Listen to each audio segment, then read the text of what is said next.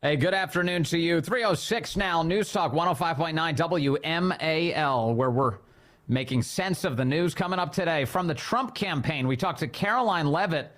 That's the Trump 2024 National Press Secretary.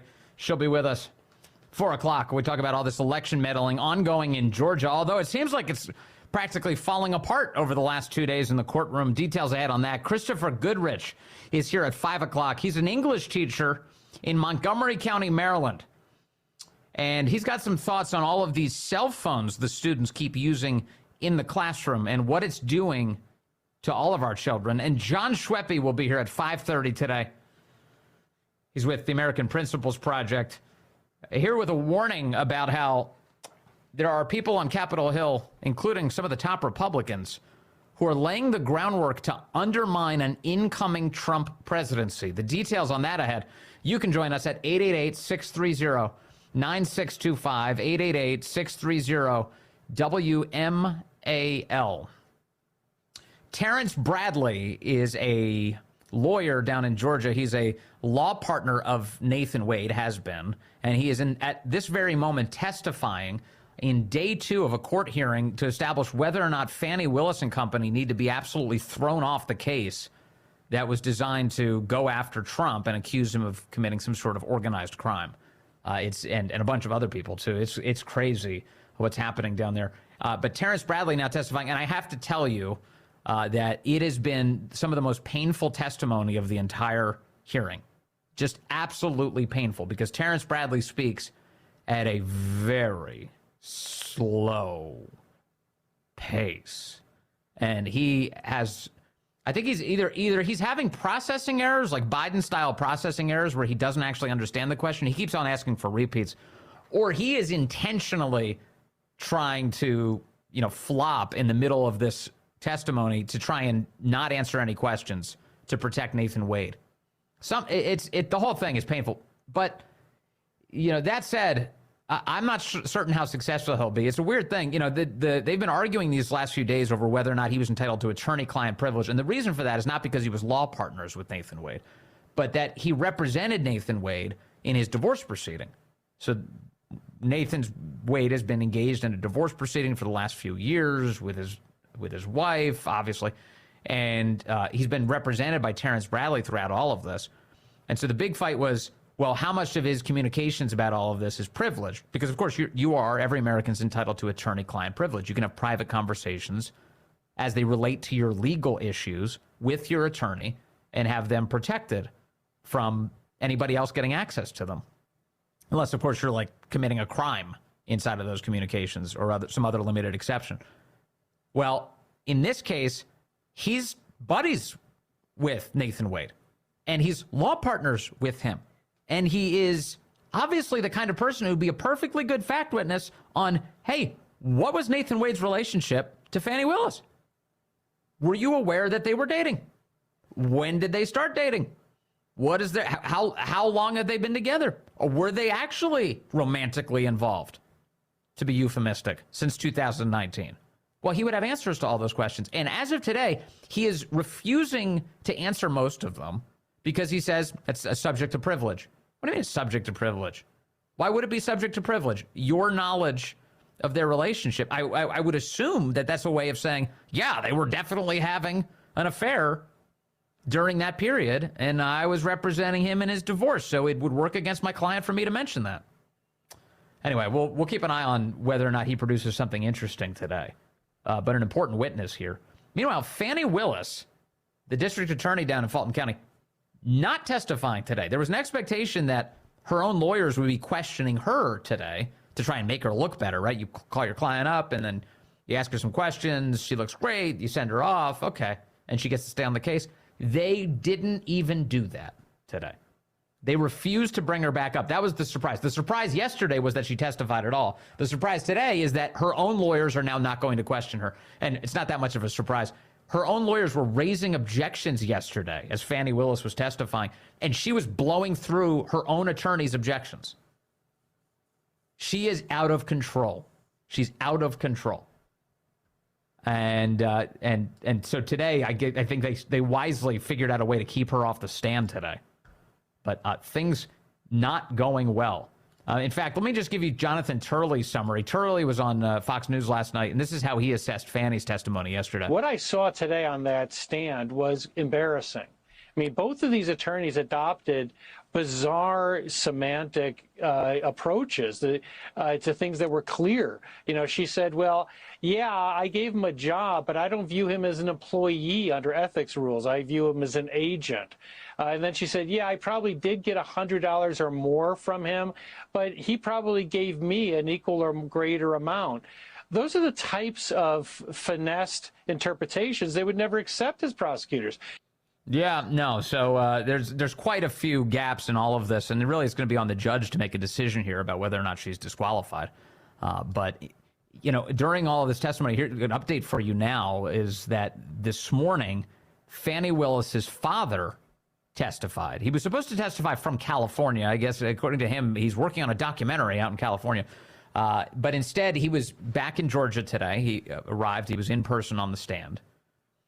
And here's what's interesting about him. She claimed earlier in testimony that she talked to her dad 10 times a day. 10 times a day. They talked all the time. His name is John Floyd. John Floyd. And today he revealed, actually, I didn't know about my daughter's relationship with Nathan Wade. In fact, I just found out about it. Take a listen. When did you learn that your daughter had a romantic, personal relationship with Mr. Wade? Well, about 7 weeks ago, when it, as a matter of fact, I just found out when other folks found out. Okay. But is your daughter, as I understand it, never told you one time in the year of 2022 that she was dating Mr. Wade, correct? That's correct. They talked 10 times a day, and that never came up? She never once mentioned, hey, I've been dating this great guy. His name's Nathan Wade. And until recently, you didn't know from anyone, including your daughter, that she dated Mr. Wade, correct? That's correct. Yeah, so he didn't know anything. Now, that's interesting. No, you know, Nathan Wade and Fani Willis have been insisting they weren't trying to keep any secrets here. Nothing secret about this. In fact, this was just private. It was a private thing. We didn't want to air it out in public. Here's Nathan Wade in testimony yesterday. I'm asking you whether people knew that you were dating, whether you were romantically involved. You said that it was not a secret. Oh, it wasn't a secret. It was just private. My mother knew, obviously. Yeah, my mother knew, obviously, but Fanny's father did not? What is that about? Why is she keeping it a secret from even her father? And also, again, this whole cash thing. Fani Willis claims that, don't you worry, I covered my part. I covered anything that Nathan Wade paid for with money that the taxpayers of Fulton County, Georgia gave him. Anything that Nathan Wade paid for, trips, dinners, cruises, I made sure to give him my share in cash. So yeah, he bought our tickets, but I would always reimburse him. Really? Is there any record of that? No. Why isn't there a record? Oh, I paid in cash. Well, did you get an ATM receipt? No. So there's no record whatsoever. So you're saying that in order to ensure the public that there were no conflicts of interest, you covered your end of the bargain, but you never kept any paper records to support it? Yeah. That's the way she's been describing it. In fact, she said yesterday a bunch of things about how this is all advice that her father had given her, to always handle everything in cash and always keep a bunch of cash around. Take a listen to some of this testimony. And so when you got cash to pay him back on these trips, would you go to the ATM? No, lady. No, You would lady. not go to the ATM? No. Okay. So Fulton County pays you Can you imagine if I said that on the witness stand? No, lady. direct deposit, I assume? Yes, Fulton County and the state of Georgia both pay me direct deposits. Okay. So the cash that you would pay him, you wouldn't get it out of the bank? I have money in my house. You have money in your house. So it was just money that was there. Well, as they say on Arrested Development, there's always money in the banana stand. When you meet my father, he's going to tell you as a woman, you should always have, which I don't have, so let's don't tell him that. You should have at least 6 months in cash at your house at all times. Now, I don't know why this old black man feels like that, but he does. When we were growing up, my daddy had 3 safes in the house. It's weird that, first of all, that she's made this a racial thing. I've seen some conversation online, people saying, I don't think that's uniquely like a black thing. People do keep money. They keep emergency reserves of money, whether it's in cash or just in a much more liquid bank account. People try and keep a rainy day fund if they can afford it. So my father's bought me a lockbox, and I keep cash in the house. Now, I don't do it to the degree that my father would do it, so he would probably be ashamed with me, but I always have cash at the house. That has been, I don't know, all my life. If you're a woman and you go on a date with a man, you better have $200 in your pocket. So if that man acts up, you can go where you want to go. All right. She was also asked about paying Nathan Wade in cash. In the year of our Lord 2024, Fani Willis is only using cash, no Cash App, no Venmo, no anything. It's just cash. It's totally untraceable, and there's no paper trail. Stop asking questions. Outside of that, did you ever pay him anything other than cash? I've only given him cash a few times in the course of what we're talking about. So you've if never we used would go to credit card? dinner, Let her finish her answer. if we would go to dinner, I wouldn't give him cash because he paid for dinner or I paid for dinner. I've given him cash only a few times in life, probably 4. Okay. Probably the most money I've ever handed him is $2,500. The least amount of money I've handed him, probably $2,500. Has anybody ever handed you $2,500 in cash? Can you remember that ever occurring? I don't remember. I don't think I've ever handled that much cash in a single transaction. $1,000. You never wrote him a check? Then again, I'm not a criminal. Ma'am, I don't have checks. Okay. So you have no proof of any reimbursement for any of these things because it was all cash, right? The testimony of one witness is enough to prove a fact. So my Are you question was, telling do me you that have I'm any lying to you? proof? Is that what you're intimating right here? The testimony of one witness is enough to prove a fact? Is that how it works? Is that straight out of like a college law course or something? So if a witness says it, it is unimpeachably true? Come on. I'm asking if you have any proof that you paid him any of these The monies. proof is what I just told you.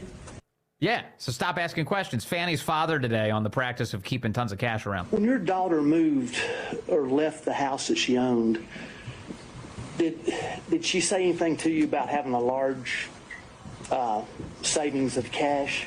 Oh, no, no. See, maybe, excuse me, and Your Honor, I'm not trying to be racist, okay? But it's a black thing, okay? You know, I was trained, and most black folks, they hide cash or they keep cash. And I trained, you always keep some cash. Now, notice he didn't actually answer the question that was asked. The question was asking about whether or not he was aware of the cash that she had on her. The house that she owned, did she say anything to you about having a large savings of cash? Okay, so he just jumped to some other argument that was unrelated to the question. And the reason for that is because he consumed all of the media coverage yesterday, by his own admission. And in fact, he says he spent a lot of yesterday listening to conservative talk radio, which led to the way he was acting in the courthouse today. Did you talk about any of the testimony from yesterday or watching news reports or anything like that? Oh, absolutely. Look, you can't cut the TV on without seeing this. The first thing, and I listen to conservative radio a lot, and, last night for 5 hours, all they talked about was this case. Yeah, it does lead you to wonder, is he a conservative now? Is that his position? Or is he just a guy who maybe likes listening to conservative talk radio on a routine basis? Maybe he just dipped in yesterday to hate listen because he wanted to see what people were saying about his daughter and the case that she's trying to construct, which, of course, is a total fraud against Donald Trump. I don't know, but there's Fani Willis's fascinating father testifying today. He said he had no idea she was dating this Nathan Wade character. He just found out a couple weeks ago when the rest of us did. All right, I've got some breaking news coming up for you out of New York on Donald Trump and his legal woes there, the left again. They have an insatiable appetite to destroy this man. We've got an update on that story. Let's see. Barry and Manassas calling in now on line 5. Barry, good afternoon. You're on the Vince Coglianese Show. Hey, Vince. How you doing? Good, sir. Hey, just a quick question. I was just wondering if anybody has heard if this judge overseeing the Fani Willis case is liberal leaning or conservative leaning, or does anybody know? Well, here's what we know. It's a great question. I'm glad you brought it up because I haven't talked about it yet. Judge McAfee he's either 34 or 35 years old. He's a young man who's overseeing this courtroom right now. And he at one point actually worked for Fani Willis. You ready? So that's an important detail. he did work for her at one point. Here's how the New York Times describes it. They say he rose quickly in Georgia's legal world after graduating from law school a decade ago. One of his first jobs was in the Fulton County District Attorney's Office.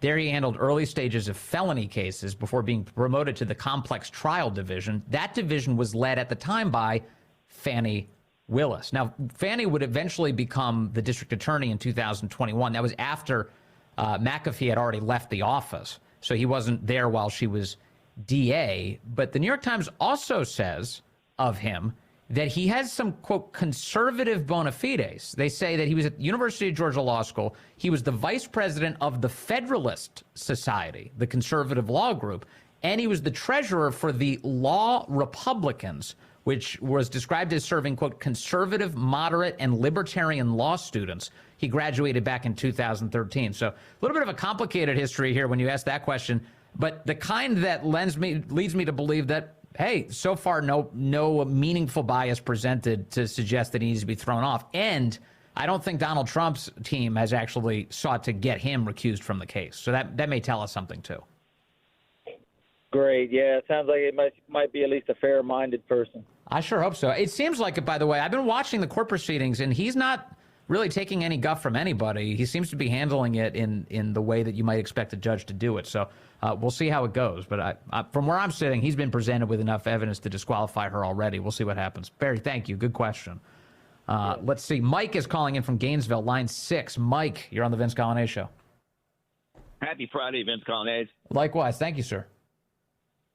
You know, this cash transaction thing, especially if it's a habit between these two, isn't something they couldn't easily overcome by simply writing out a receipt on a receipt book. You know, this is the way we used to conduct commerce.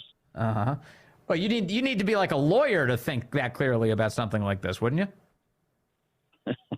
Well, allegedly they have training in that area. Yeah, they're both lawyers. I know. So, Mike, when you hear her say, and when you hear him say that they handled all of these transactions with cash, and of course the idea is to make it so that there is no conflict of interest of any kind, are you suspicious of that? Yes, but it's certainly something they can overcome. If they want to have a record of a cash transaction, it's simple to do. You just write it on a napkin or you write it on an envelope and you date it and you both sign it. It's not that tough to do. Yeah, unless, of course, they're lying and there was no cash being transacted. There you go. Mike, thank you. Yeah, that seems to be the case. Well, that's convenient. It was untraceable. There's just no record. Tons of cash. Where'd you get the cash? I just always had it. What do you mean you always had it? How does this work? Coming up, the breaking news out of New York as that ludicrous case where they accused Donald Trump, Letitia James accuses Donald Trump of defrauding banks. There's not a single bank that says they were defrauded. That case and its miserable outcome just moments away. Good afternoon to you. 3:36 here, News Talk 105.9 WMAL, where we're making sense of the news. Coming up, Caroline Levitt joins us from Donald Trump's 2024 presidential campaign. She'll talk to us about all the breaking news happening today as it relates to his campaign, the left's efforts to destroy that. More on that in just a moment. Christopher Goodrich will be with us at 5 o'clock. He's an English teacher in Montgomery County. We talk about phones in the classroom and the destruction they have wrought. And John Schweppe is here at 5:30. We discussed with him the effort to undermine Trump before he even wins the election. You can join us at 888-630-9625, 888-630-WMAL. Happening just moments ago, some breaking news in that Donald Trump case. You remember Letitia James bringing charges against Donald Trump, claiming that he and his business had defrauded the banks when they took out loans by misstating the value of their assets as collateral. Just to be super clear, for the 10,000th time, there was not a single bank that reported being defrauded. This is something Letitia James invented. She invented it.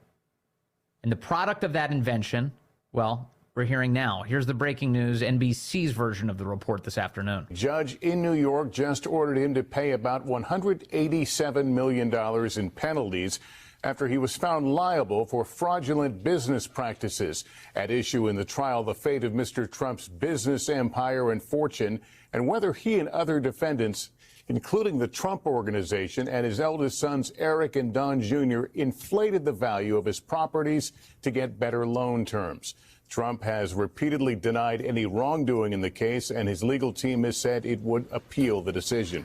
Senior legal correspondent Laura Jarrett is with me. There's more than just the dollar amount he's facing. That's right, Lester, but still the dollar amount staggering. $187 million as a civil fine, a penalty for having inflated his assets to try to get banks and lenders to give him better loans, to give him better deals on all of the properties that we know so well. Some of his most famous real estate holdings, including Trump Tower, Mar-a-Lago. And again, not a single person defrauded. All the banks made whole because he paid off his debts. 40 Wall Street, all of those properties, the judge having already determined were falsely and fraudulently inflated. And the whole crux of this trial was to determine the bottom line number, along with a couple of other straggler remaining terms, such as falsifying business records. Okay, so that's how NBC is talking about it. So let me put a finer number on this. It's not that number they were mentioning, the 100 whatever number. The number right now that's coming out is Trump has been ordered to pay $355 million. $355 million. And he is also barred from doing business in New York State for 3 years.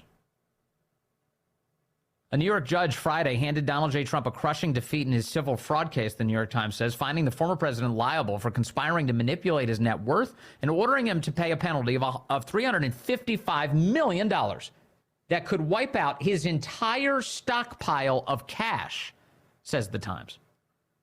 The decision by Justice Arthur F. Engoron caps a chaotic years-long case in which New York's Attorney General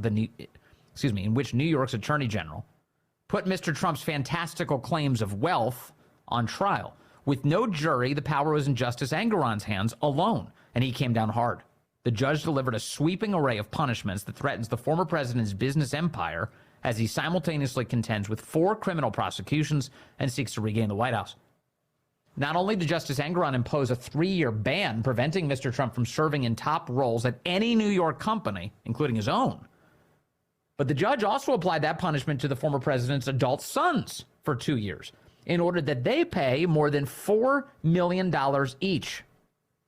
One of the sons, Eric Trump, is the Trump Organization's de facto chief executive, and the ruling throws into doubt whether any member of the family can run the business in the near term. Mr. Trump will appeal the financial penalty, which could climb to $400 million or more once interest is added. Will have to either come up with the money or secure a bond within 30 days. The ruling will not render him bankrupt because most of his wealth is tied up in real estate. Mr. Trump will also likely ask an appeals court to halt the restrictions on him and his sons from running the company while it considers the case. So here you go. You see another left-wing, manipulated, doctored, ginned up attack, now resulting in a penalty of nearly $400 million against Donald Trump, with interest included. $400 million. That's a massive sum of money for any human being on this planet. And that's what they want to do to him. They want to debilitate him. Boy, they want to make him suffer because he was president and wants to be president again. That lunatic attorney general in New York, Letitia James, she ran on this principle. I will destroy him. I will find something and I will secure it and I will take him down. That was her plan. And right now, mission in progress. Not necessarily mission accomplished, but nearly $400 million in damages. Now, tack that on to what he already owes in the form of an $83 million award to E. Jean Carroll. That trial, bought and paid for by the left, by Reid Hoffman, the co-founder of LinkedIn, who has also made it his life's work to destroy Donald Trump, and has said so proudly. So he funds a defamation trial against Trump.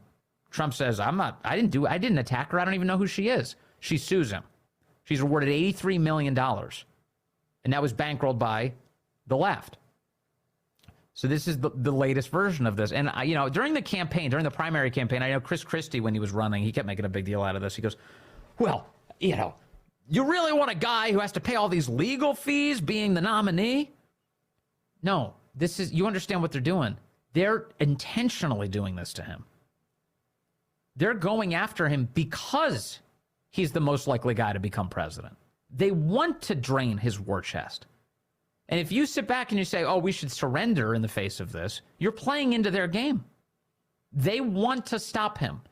They want to bleed him dry.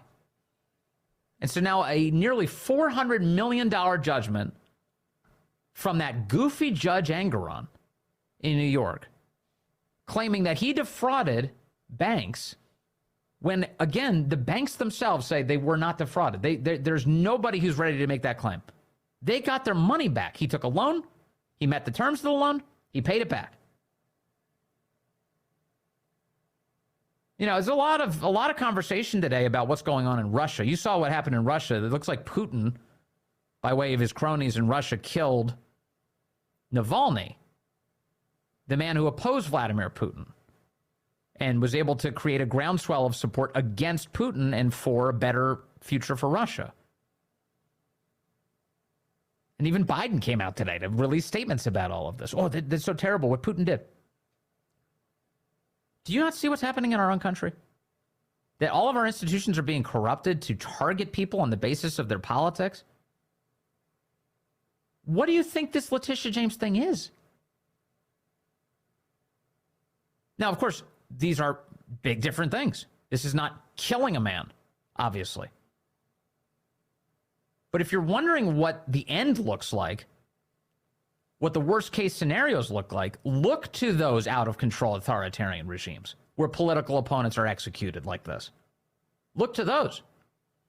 Right now, we have people being targeted because they're pro-life. They're singing church hymns outside of abortion mills. You have people being targeted for going into the United States Capitol building and committing no acts of violence. You have journalists who are being arrested who covered the events of January 6th, but didn't work for one of the lefty news outlets.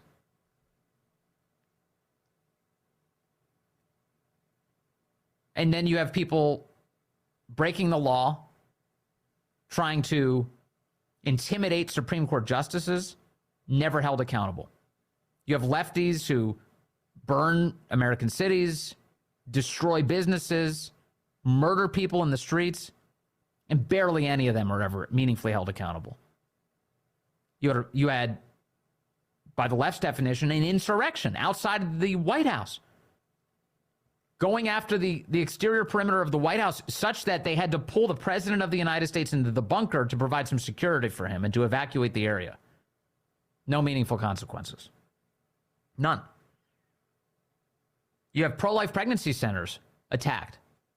Merrick Garland says that we're not prosecuting that because we couldn't catch them. It happened in the middle of the night. That's the environment we're living in. So here you go in New York. We got another one of these, nearly $400 million. Let me take a phone call. I've got Sam in Alexandria. He's on line 6. Sam, good afternoon. You're on the Vince Coglianese Show. Hey, Vince. Yeah, I saw this breaking on the news, and the only thing I could think of that came to mind is, so this is me selling something on Craigslist or eBay, and we reach a negotiated settlement or a deal, and I sell a product, and the government swoops in and says, you were robbed. Really? I did not come to you and say I was robbed. I didn't lodge charges saying that I was robbed. Please go and arrest them. Right. I just don't see this standing up in any appeals court. Just at the face of it, because as you said, if there was no bank that came and said Trump has defrauded us, then where is the grievance? The government made it up. Well, yeah. And in fact, as it stands now, what the government is doing is draining him of assets and making it so that the banks will have even less business from a great customer, because now he has fewer assets to approach them with to say that he deserves a loan. So, I mean, the whole thing is crazy. Yeah. It absolutely is, and it reeks of politics. That she came in saying that she was going to do this. Yes. That's not justice. That's not law. and she should be disbarred just for following up on what was a campaign promise. Yeah, and like that guy Engeron shouldn't be a judge. He should be in jail based on the behavior here. This is crazy, and we deserve a lot better. I know Donald Trump does for sure. Sam, thank you very much. Let me get Philip in Warrenton in your line 5. Philip, good afternoon. You're on the Vince Coglianese Show. Philip. Is Philip there? Philip just called in a moment ago. Check 1 2. Philip, you there with us? All right, so Philip must be gone. Sorry, that's all right. Well, Philip wanted to say that, look, it's on the bank to make sure that these companies are worth what the business owner says. And yeah, that does strike me as, you make a claim about what you think the value of your assets are, and then a bank has to do its due diligence to establish, well, what could we get on the open market for this? What would that property actually be worth? Is that a legitimate claim that property is worth that amount of money? Because it's just good business sense. The bank is the primary line of defense here. They would have to make an assessment. What's the value of these assets? Are they entitled to a loan? If you've ever gotten a home mortgage, it is like practically it probably is the single most invasive financial process you will ever deal with, because they want everything. They want access to your bank account and what you're spending money on, how much money you have, what your liquid assets look like, what your investments look like, what assets you own, what other properties you own. They want to know everything about you. They need to establish all of that in order to give you a massive loan. For most people, a mortgage is a massive loan. It is in my life. To give you a massive loan with the expectation that you will pay it back on the agreed upon time frame. So Donald Trump does all of that, and here he is being charged and convicted, and now has to pay over $350 million. $350 million. Let's see. Rick is in Reston, line 6. Rick, good afternoon. You're on the Vince Coglianese Show. Hey, Vince. Thanks for taking my call.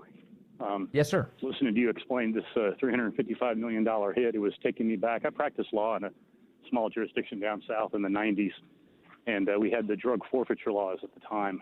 And so the police or the sheriff had this fantastic incentive to find, half a joint in your car or in your boat. And when they did, with very, very little due process, they could take that vehicle or that boat from you. Yes. And I swear I often saw it wind up as a police cruiser. If it was a nice Dodge Charger or something like that, it would become a police cruiser in that town later on. Right. And this is what we refer to as civil asset forfeiture, right? Where people have their things just taken and with very little due process, right? Exactly. And it sets up an incentive structure where that judge is sitting there saying, all by myself, I get to come up with it is by definition arbitrary because you can't connect it to damages in any way. I would love to see an explanation for how they arrived at $355 million. Why not $1.35 million? Why not $40? Makes no sense. And it's the incentive structure. Yeah, and it'll only make sense within the context of a political attack, which, of course, that is what's happening right now. A New York judge today, Engeron, saying Donald J. Trump, the former president, perhaps future president, needs to pay $355 million in fines because they claim he defrauded the banks, which no bank has actually alleged. Let's see here. I want to take Michael in Arlington, line 5. Michael, you're on the Vince Coglianese Show, sir. Yeah, Vince, this cannot stand. This is absolutely despicable, and it must be addressed. Immediately, Republican prosecutors around the country should file suit against those banks for participating in the fraud. The banks have a fiduciary responsibility to their to the people they get the money from. And if Donald Trump was able to trick them numerous times, then how the hell is he going to be able to get, how is he the only one that's responsible and the only one that's paying money for it? The stupid won't stop until you stop the stupid, and it has to hurt them before they will stop. Right, and you have to impose stiff consequences on this type of tyranny. Every one of us that banks at those banking institutions should get together and file a class action lawsuit for $1 trillion against those banks, because I guarantee you then the banks will go back and pay for Donald Trump's appeal. This is a wild story.